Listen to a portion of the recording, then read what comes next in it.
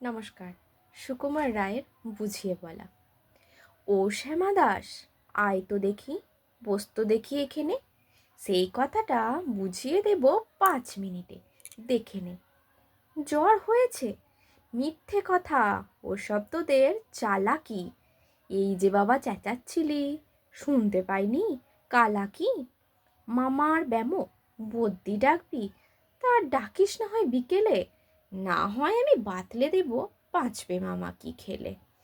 আজকে তোকে সেই কথাটা বোঝাবো। না বুঝবি তো মগজে তোর গজাল মেরে গোঁজাবো। কোন কথাটা তাও ভুলেছিস? ছেড়ে দিছিস হাওয়াতে? পরশু রাতে কি বলেছিলে বিষ্টু বোসের দাওয়াতে? ভুলিসনি তো বেশ করেছিস। আবার শুনলে খেতি কি? বড় যে তুই পালিয়ে বেড়াস, মারাস নে যে এ দি কি? বলছি দাঁড়া।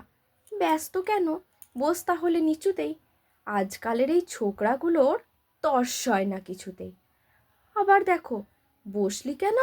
বইগুলো আর নামিয়ে।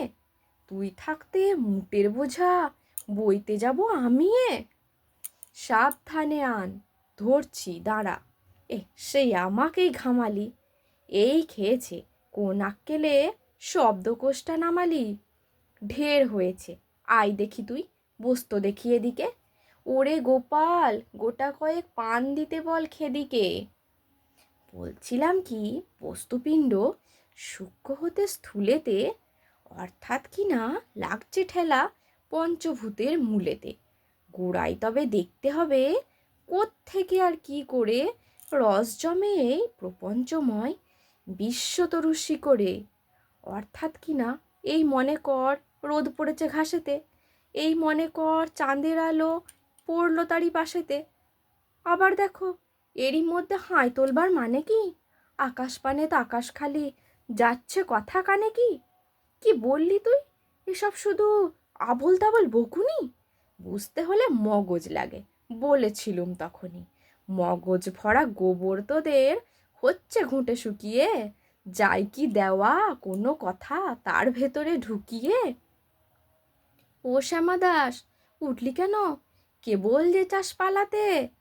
শুনবি না তো মিথ্যে সবাই, আসিস কেন জ্বালাতে? তত্ত্ব কথা যায় না কানে, যতই মরি চেঁচিয়ে। ইচ্ছে করে ডান পিঠেদের কান মলে দি পেঁচিয়ে। নমস্কার।